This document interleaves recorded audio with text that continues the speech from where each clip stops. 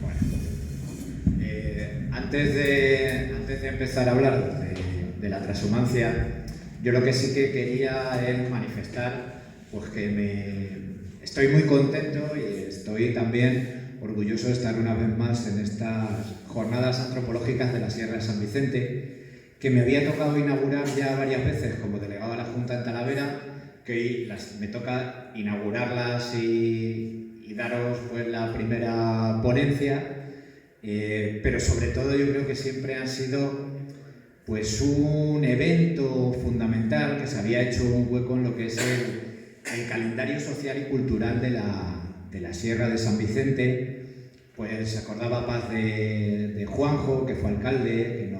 que nos dejó prematuramente, con el que empezaron estas jornadas, que yo también conocí a Juanjo, que fue un gran alcalde de este pueblo. Se acordaba también de Carmelo Lisón, que era una figura eminente, que le daba mucho valor añadido a estas jornadas, porque era una figura académica de nombre no solo nacional, sino también internacional, y que nunca falló en estas jornadas, y hay que tener pues un recuerdo emocionado para él. Y como os decía, pues estoy feliz de estar nuevamente en estas jornadas con las que no pudo acabar el COVID, que igual que el COVID nos quitó muchas cosas, hay otras que han vuelto, y una de las que vuelven pues son estas jornadas antropológicas. Yo creo que es fundamental seguir haciendo eventos de este tipo. Desde el gobierno de Emiliano García Paje, una de nuestras principales políticas es revertir eso que se ha dado en llamar de la despoblación. Y desde el primer momento en que volvimos al gobierno regional, en 2015, pusimos en marcha y pusimos en lo que es la agenda política, pusimos en el terreno de juego pues esa lucha contra la despoblación, revertir un proceso que venía de atrás, que se inició a mediados de los años 50, 60 del siglo pasado, y que, como os decía antes, pues yo creo que el siglo XXI tiene que ser el siglo de la mujer y también el siglo del medio rural, donde consigamos no solo frenar esa despoblación de gente que tuvo que dejar su pueblo para ir a buscarse la vida a las ciudades, sino también revertirlas y ser un factor de atracción de la gente joven y de las familias, que vean que en nuestros pueblos, en la Sierra de San Vicente, en la Jara, en la Campana de Oropesa, en el caso de Talavera, pero también en lo que es el resto de regiones de España, tienen un lugar donde vivir, donde tener una buena calidad de vida, donde poder desarrollar un proyecto de vida y donde poder formar una familia. Hemos puesto en marcha políticas, hemos garantizado por ley, mediante una estrategia regional contra la despoblación, garantizar unos servicios públicos homologables en materia sanitaria, en materia de bienestar social, de infraestructura, de transportes, de educación, unos servicios públicos homologables en todos nuestros pueblos, a los que tenemos en las grandes ciudades, que podamos tener la misma asistencia sanitaria en Talavera o en Toledo que en Almendral de la Cañada o en Amorcuende. Es un esfuerzo muy importante, hay que tener en cuenta que en Castilla-La Mancha tenemos 919 municipios, la mayor parte de ellos en el medio rural, que te supone unas tensiones pues, a todos los niveles, no solo presupuestarias, muy importantes, sino que en la que estamos trabajando y en la que estamos consiguiendo frutos. Pues unos primeros frutos es que de 2021, que pusimos en marcha esta ley contra la despoblación y esta estrategia contra la despoblación, pues hemos conseguido que en conjunto la Sierra de San Vicente vuelva a crecer demográficamente. Hemos conseguido frenar esa pérdida de despoblación que teníamos en los pueblos de la Sierra de San Vicente y empezamos a tener un saldo de población positivo. ¿Por dónde tenemos que avanzar? Pues como os digo, tenemos que garantizar esos servicios sociales, pero también un continente tan maravilloso como son nuestros pueblos, tenemos que dotarle de vida y tenemos que dotarle pues también de alternativas culturales, de eventos, de actividades, pues para que las familias que tienen niños que se vienen a vivir aquí pues tengan la posibilidad de socializar, de compartir su vida entre iguales, y es en lo que estamos trabajando y en lo que también tenemos el apoyo de ayuntamientos como el de Almendral de la Cañada, que yo creo que ahí Marce está haciendo un esfuerzo muy importante y que en el tiempo que lleva de alcalde pues hemos conseguido pues hacer eventos que congregan no solo a cientos sino a miles de personas y que vienen a dar vida al Almendral de la Cañada, que viene gente de fuera, que conoce nuestros pueblos, que conoce nuestros recursos, que se deja aquí también el dinero y genera negocio y genera la posibilidad pues también de crear riqueza y de crear puestos de trabajo. Y dicho esto, pues voy a pasar a hablaros de la transhumancia, que debo confesar que es más bien, esta ponencia surgió un poco como accidente. Llevamos 2 años haciendo las jornadas sobre transhumancia entre los pueblos de Navalmoruende, de Almendral de la Cañada, y este año se unió también Sartajada, y había que dotarles también pues, de un contenido que no solo fuera el lúdico festivo, la ruta que hacemos entre Almendral y Navalmoruende, sino que también hacer una especie de jornadas técnicas, sobre todo para poner en valor lo que puede ser la transhumancia y nuestras cañadas reales como un recurso más, como os digo, pues para darnos a conocer y para generar riqueza y puestos de trabajo. Yo creo que es un valor patrimonial muy importante en todos los sentidos, antropológico, etnográfico. Creo que tenemos una joya que podemos poner en valor y que podemos aprovechar. Que tenemos miles de kilómetros de cañadas reales, de vías pecuarias, de cordeles, que si bien en parte han perdido su sentido originario, podemos seguir aprovechando porque tienen un valor fundamental como recurso medioambiental, como recurso para dotar de diversidad a los ecosistemas, que tienen un valor histórico muy importante y que tienen un valor muy importante también, como digo, como un factor turístico y de generación de riqueza y de empleo, y que no tiene ningún otro país en Europa, pero tampoco en el mundo.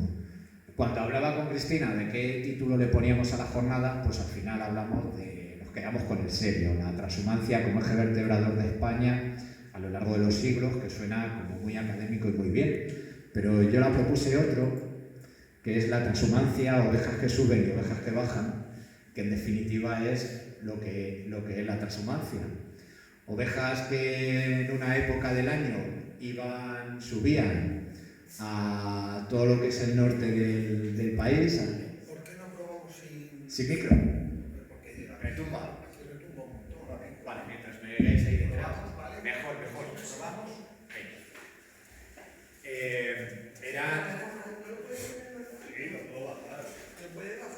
Eran ovejas, eran rebaños, miles de rebaños de ganado que... Mira, David, coge el micro, que te lo pone mucho más bajito. ¿Ahora? A ver, ¿ya no retumba? Mejor. Vale. Pues eran rebaños de miles de ovejas de raza merina que pues durante el invierno estaban en Extremadura, estaban en Andalucía, en el sur de lo que hoy es Castilla-La Mancha, y que en invierno estaban en esa zona, y luego en verano volvían a lo que eran los pastos del norte de España, de los picos de Europa, de León, de Soria. Pues aquí tenéis una foto de las últimas jornadas que hicimos sobre la transhumancia de este año, donde sale Marces, salimos la gente que estamos implicada, sale también Armando, el alcalde de Navalmoruende, y vemos lo que es un ejemplo de esas ovejas que, como os digo, durante años fueron clave en lo que es la economía española. Durante unos 500 o 600 años fue lo que realmente movió la economía de nuestro país. Yo creo que lo que nos han enseñado en el colegio, en el instituto, es una historia basada sobre todo en los estados. Yo creo que cualquiera podría hablar pues, de las victorias del ejército español, todos sabemos lo que es Pavía, San Quintín, Lepanto, también de derrotas, de Rocroi, del desastre de Anual, de Trafalgar, pero en ese estudio que hacemos de la historia, en esa historia que se nos enseña a todos y todas, yo creo que falta darle una vertiente más social, más económica de por dónde andaba el país en esa época. Y ahí la transhumancia,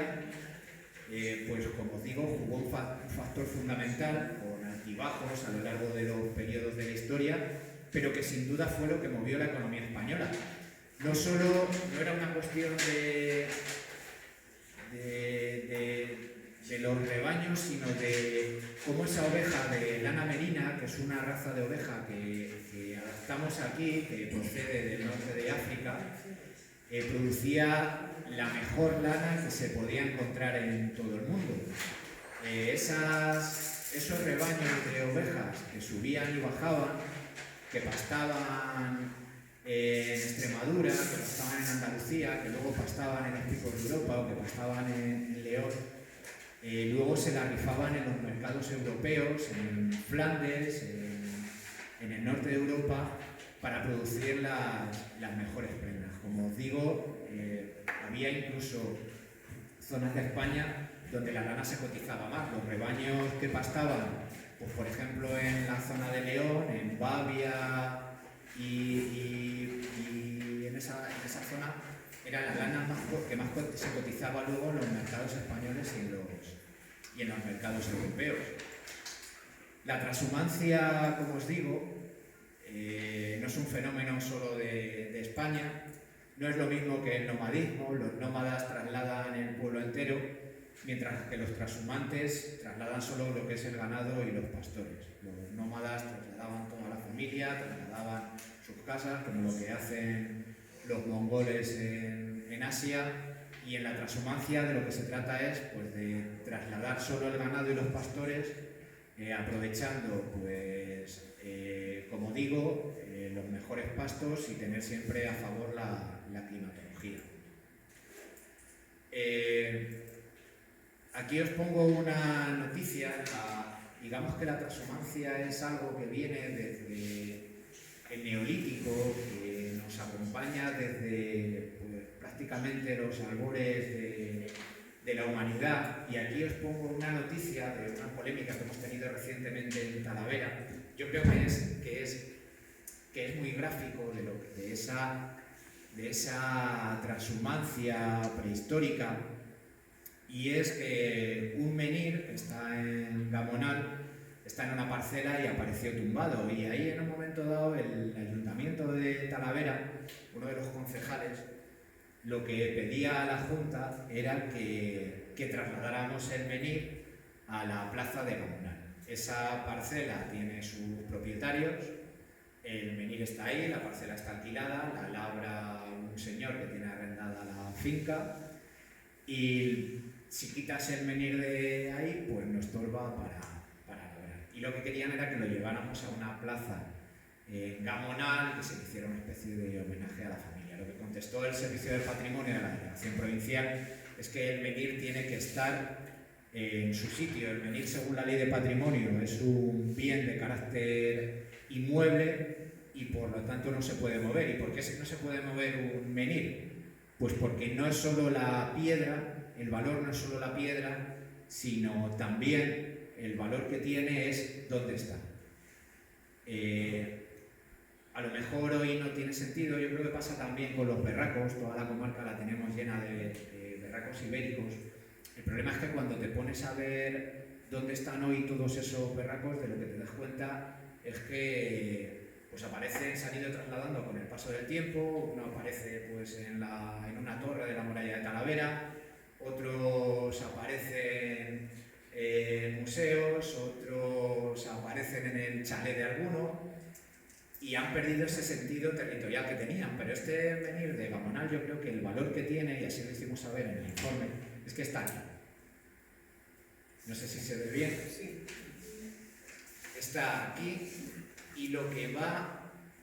bordeada, la línea esta que veis amarilla, es la Cañada Real Occidental, que es la misma que pasa, la Cañada Real Oriental, perdón.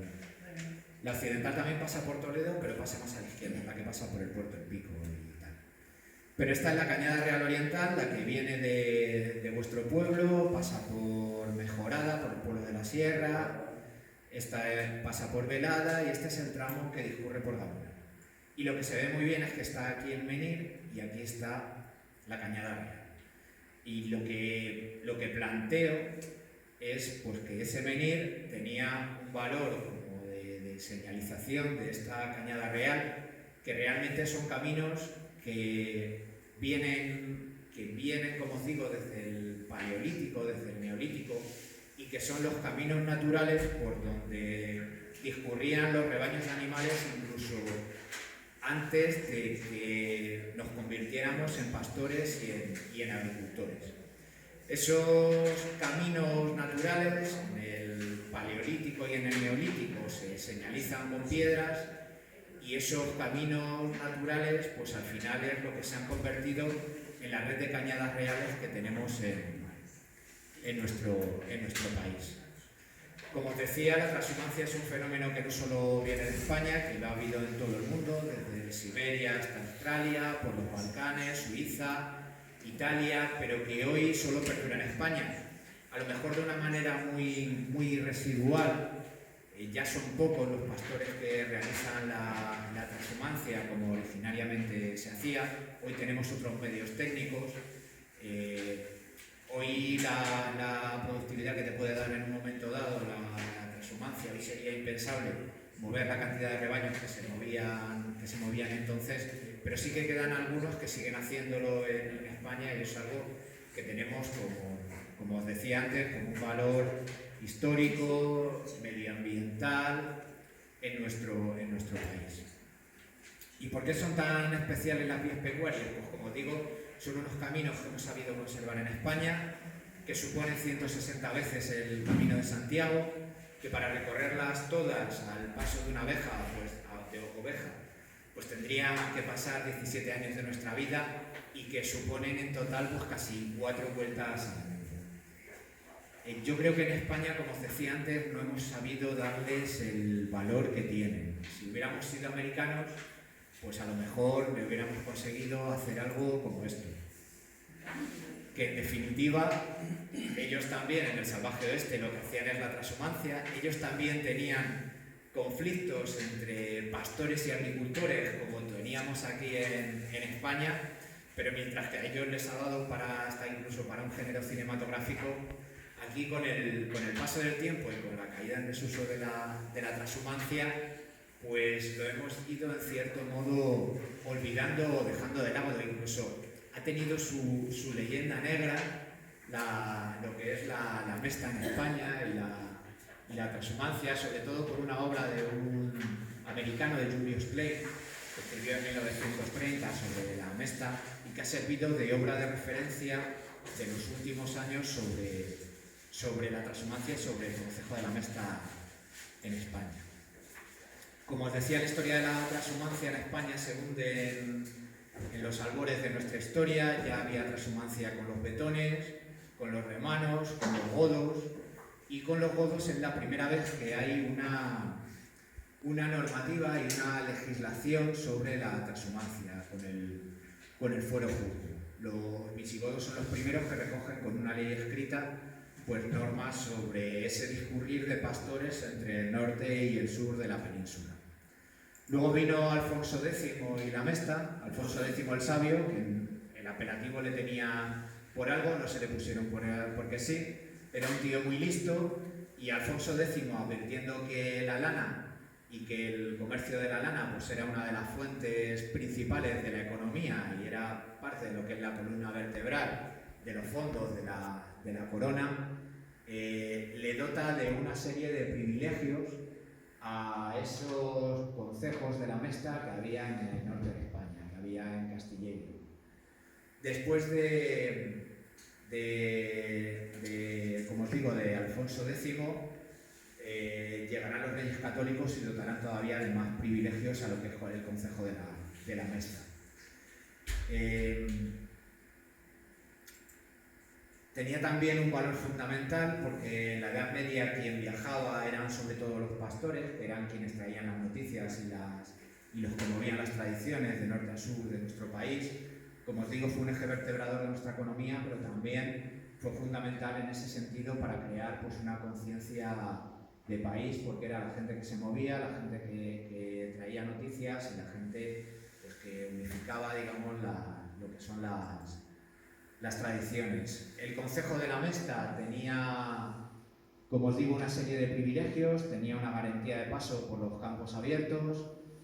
suponía también configurar una logística necesaria para trasladar los ganados de norte a sur, había que garantizar pues, que que tuvieran alimento, que tuvieran zonas por donde pasar, que hubiera abrevaderos, que hubiera descansaderos, que hubiera majadas. Había veces pues, que había que hacer paradas en medio de la sierra, en el puerto del Pico, en los montes de Toledo, y todo ese movimiento de miles de ovejas, de pastores, de ganado, pues necesitaba una serie de infraestructuras. También, como os digo, generaba muchos impuestos de portazgo, de puntazgo, generaba ingresos para la corona, generó una categoría también de funcionarios. El Consejo de la Mesta es el único que a lo largo de todos los siglos tendrá un puesto fijo, un representante fijo en los diferentes consejos reales, o sea que tuvo un valor muy importante. Como os digo, sobre todo con Alfonso X, con los reyes católicos y luego también con los Habsburgo, con Carlos I y con los diferentes Austrias.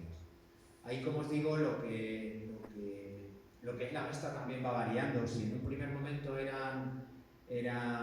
pastores, eran grandes ganaderos, luego a medida que llegan los Austrias, pasa más a grandes rebaños controlados por una oligarquía de terratenientes y de nobles. También de la Iglesia tenía un número muy importante de rebaños. Pero como os digo, en definitiva fue algo fundamental. Mientras la pasta que nos venía de América la fundíamos en guerras en Centro Europa, pues para mantener bajo el dominio de la corona, sobre todo Flandes, los territorios de las guerras de religión en Alemania, pues prácticamente el comercio de la lana fue lo que mantuvo la economía del país. Luego llegó el siglo XVIII. Con el siglo XVIII y la llegada de los Borbones, pues también hay un primer momento de auge otra vez de lo que es el Consejo de la Mesta, que luego empieza a decaer con Carlos III y con Jovellanos y Campomanes. Ahí ya entra en juego el fisiocratismo, ahí crece la población y también hacían falta más campos cultivables, y ahí digamos que la Mesta empieza a perder peso. Y luego ya con el liberalismo y sobre todo después de la Guerra de la Independencia, que supone pues, que perdimos prácticamente todo el ganado, se lo llevaron los franceses en su retirada, y también perdimos una cosa, y es algo que tiene que ver con lo que es, hoy hablaríamos de espionaje industrial. Las ovejas merinas era una raza de ovejas que teníamos en exclusiva en España. En el resto del mundo no había ovejas merinas como los de aquí. ¿Qué pasa? Pues que en el siglo XVIII, con los Borbones, ya hay algún rebaño de ovejas que con la boda de alguna princesa se regala a Francia. Como os digo, con la Guerra de la Independencia también se pierden muchos rebaños que se llevan, pues por un lado los franceses que nos habían invadido y en su retirada se los llevan, pero también los que nos habían ayudado eran los ingleses que para esto siempre han sido muy, muy hábiles, y no diré lo que pienso porque me estáis grabando. Como los ingleses nos ayudaron a echar a los franceses, pues también se llevaron ganado. ¿Qué pasa? Que esa exclusiva que teníamos de oveja merina se pierde. Ya hay rebaños como el de Rambouillet a finales del 18, donde ya empiezan a producir ellos esa lana, esa raza de oveja merina. Se empieza a producir en Francia, luego también se empieza a producir en Australia, y aquí cae en desuso. Aquí la Mesta desaparece, el Consejo de la Mesta desaparece en 1836, y prácticamente pues toda esa transhumancia queda en desuso, aunque se monta una asociación que es heredera del Consejo de la Mesta, pero como os digo, ya toda esa potencia económica y social que tenía la transhumancia en nuestro país se pierde, incluso, como os digo, prácticamente se olvida, y se vuelve a dar a conocer, como os decía antes, con la obra de Julius Klein en los años 30, y luego a partir de ahí sí que se abren nuevas líneas de investigación de Caro Baroja y de otros autores que lo que vienen es a criticar lo que es la obra de Julius Klein, que sobre todo lo que viene es a fundar una leyenda negra sobre lo que es el Consejo de la Mesta en España. ¿Tiene hoy sentido la transhumancia? Pues como os decía antes, la transhumancia lo que nos ha dejado es un legado, sobre todo de una red de cañadas reales y de vías pecuarias. Las cañadas reales tienen una protección que se perdió en los años 70, pero que conseguimos recuperar en los años 90. Yo creo que es importante poner en valor que lo que tienen en común, pues, por ejemplo, una playa o un río o la cañada real que tenemos aquí en Almendral y en Navamorcuende, que es sobre todo que es patrimonio de todos y de cada uno de nosotros. Es un patrimonio que está protegido por ley a nivel nacional, pero también a nivel de las comunidades autónomas, que ahora mismo la red de cañadas reales pertenece y es competencia de los gobiernos regionales. En nuestro caso pertenece a la Junta de Comunidades de Castilla-La Mancha y, como os digo, es un patrimonio inembargable, imprescriptible e inalienable, como puede ser una playa o como puede ser un cauce de un río, y que nadie nos puede quitar, ni siquiera este.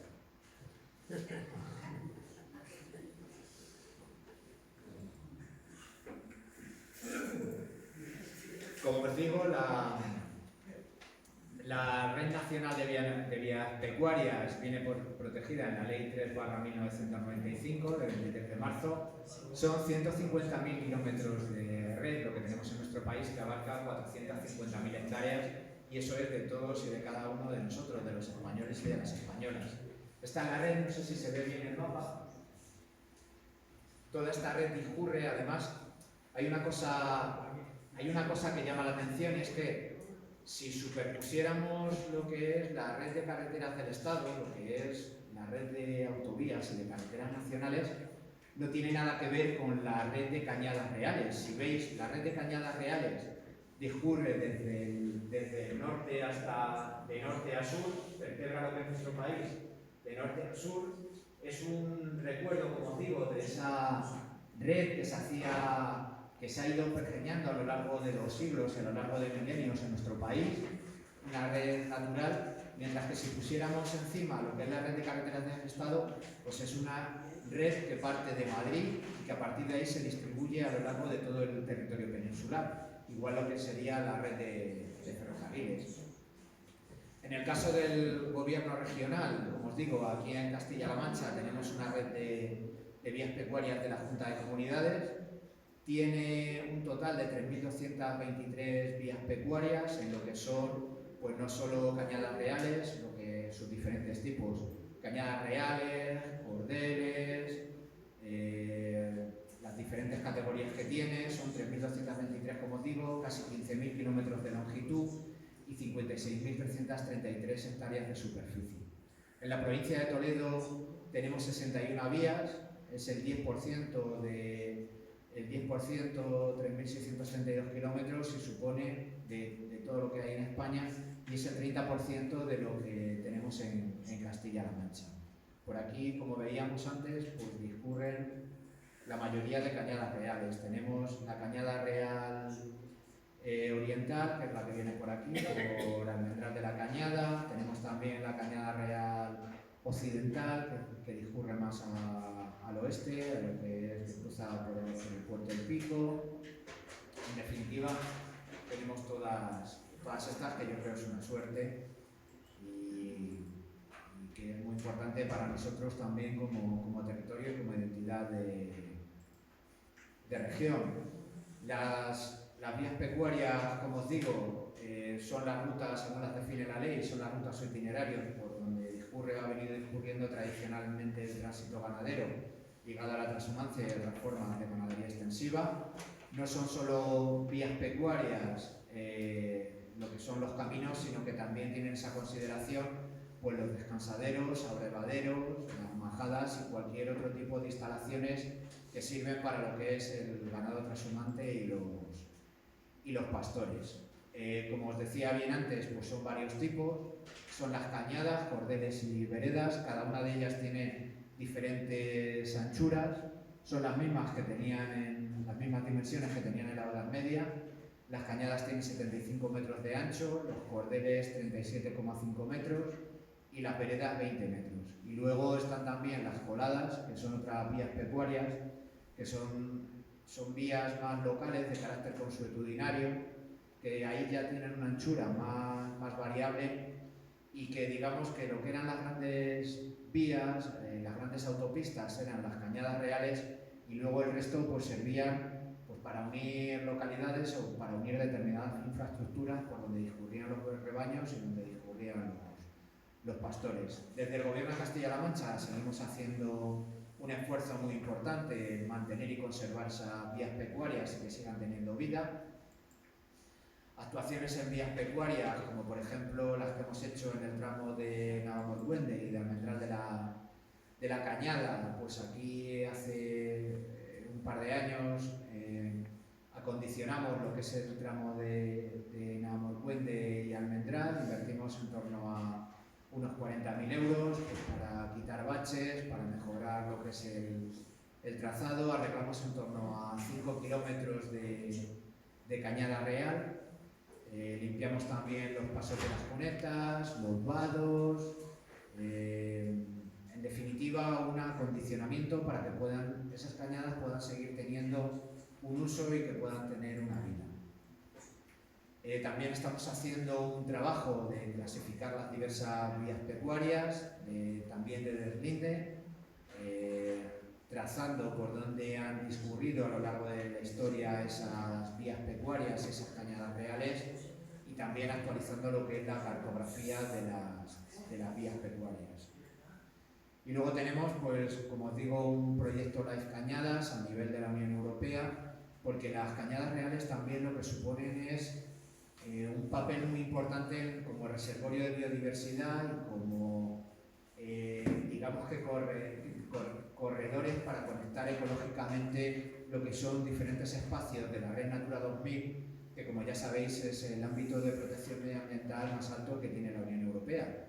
Y son espacios como el que tenéis aquí en Almendral de la Cañada, donde pues desde el Soto de Guayervas hasta los Pinares de Almorós, y donde estáis también vosotros, estáis dentro de una zona que tiene una especial protección por sus valores ecológicos y medioambientales, como es esa Red Natura 2000. Como os digo, este proyecto Las Cañadas ha tenido un presupuesto de en torno a 2 millones de euros, ha estado financiado por la Comisión Europea y se ha desarrollado entre 2019 y 2024. Tenemos también otro proyecto que es Rural Bike Conecta, Castilla-La Mancha, para poder aprovechar toda esa red de cañadas reales con itinerarios en bicicleta. Este es el territorio que no sé si se ve en el mapa, donde nos conecta a través de lo que es pues esta parte de la provincia de Toledo, que también discurre por aquí, por la Sierra de San Vicente y por Almendral. Y luego, pues yo creo que es importante también conocer y poner en valor pues otras experiencias que se están haciendo en España. Yo creo que también hay un movimiento que hay que dar a conocer para revivir esa transhumancia que no ha llegado a perderse del todo. Por ejemplo, está Guadalaviar en Teruel, que tiene un museo de la transhumancia muy importante, de los más potentes de España. Hay empresas como Verdeesa en Extremadura, que lo que se dedica a estos tienen un paquete turístico que lo que te da es la alternativa que rebaños que todavía hacen esa transhumancia entre Extremadura y el norte de León, pues durante parte del recorrido poder acompañarles y poder saber lo que es esa vida de los pastores transhumantes. Y luego también pues hay dos figuras que yo creo que son una referencia a nivel nacional. En su día estaba Suso, en su día hice hablar de Suso Garzón, que fue uno de los que volvieron a mover todo este movimiento a nivel nacional, que consiguieron poner en valor otra vez las cañadas reales y que se aprobara esa ley de vías pecuarias de las que hablaba antes. Está ahora mismo Mariti González, que le ha cogido el relevo, que es una mujer, que es una pastora de Cantabria, que todavía hace la transhumancia, y sobre todo también está Paco Morgades, que es un pastor de Extremadura, que este hombre todavía coge su rebaño de 1.500 ovejas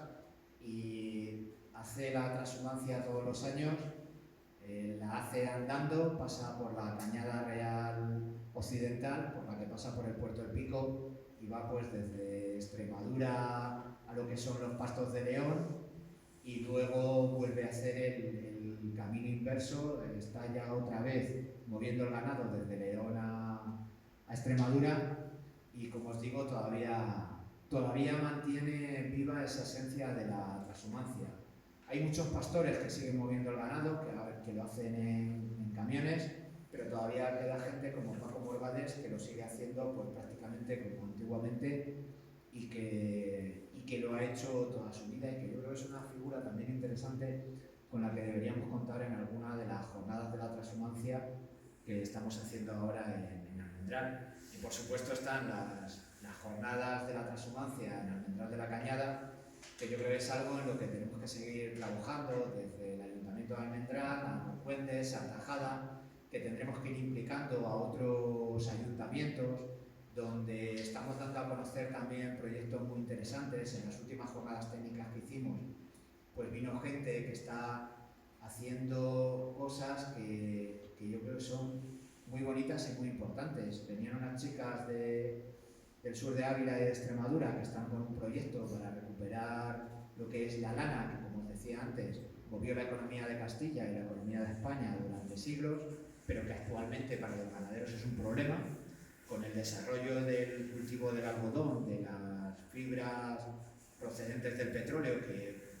hoy son el pilar fundamental de todo lo que es el textil, se dejó de lado algo tan importante como es la lana. Estas chicas lo están recuperando y es un tejido que hay que volver a recuperar y que hay que poner en valor en la industria textil, porque es sostenible, porque es ecológico y porque tiene unas propiedades que no tienen todos esos tejidos, como digo, como puede ser el algodón, el poliéster o la poliamida. En definitiva, yo creo que esto de la transhumancia, yo creo que es un descubrimiento para todos, para mí lo ha sido,